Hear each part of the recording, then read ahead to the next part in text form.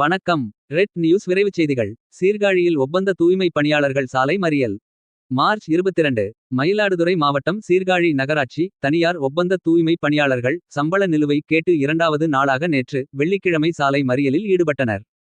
இந்த ஊழியர்களுக்கு பிப்ரவரி மாதம் ஊதியம் மார்ச் 20 தேதி ஆகியும் வழங்கப்படவில்லை என கூறி சாலை மறியல் செய்தனர்.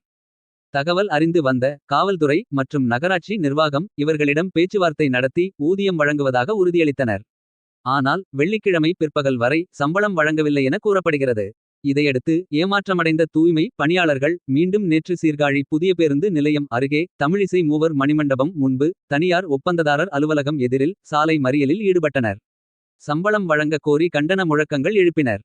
தகவலறிந்து வந்த மதுவிலக்கு காவல் ஆய்வாளர் ஜெயா, காவல் உதவி ஆய்வாளர் காயத்ரி ஆகியோர் அங்கு வந்து பேச்சுவார்த்தை நடத்தியதில் சுமூக நிலை ஏற்பட்டு மறியலை கைவிட்டு கலைந்து சென்றனர்.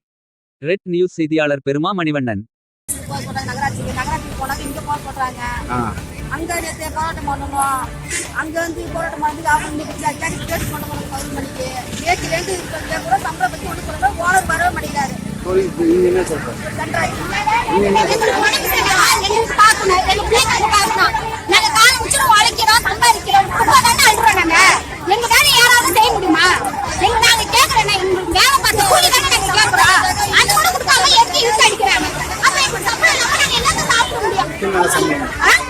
சம்பளம்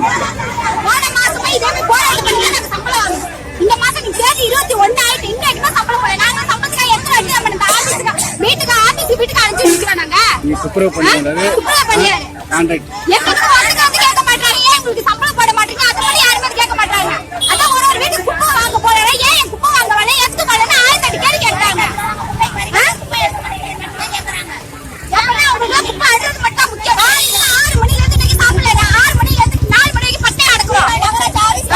இந்த வரைக்கும் யாருமே எந்த அதிகாரியுமே வந்து கேட்கவே இல்ல. பார்த்த வேலை எங்களுக்கு எதுக்குமே அவங்க பத்தி சொல்லவே இல்லை. இன்ன வரைக்குமே 10 நிமிஷம் ரோட்டை வரைச்சாங்க.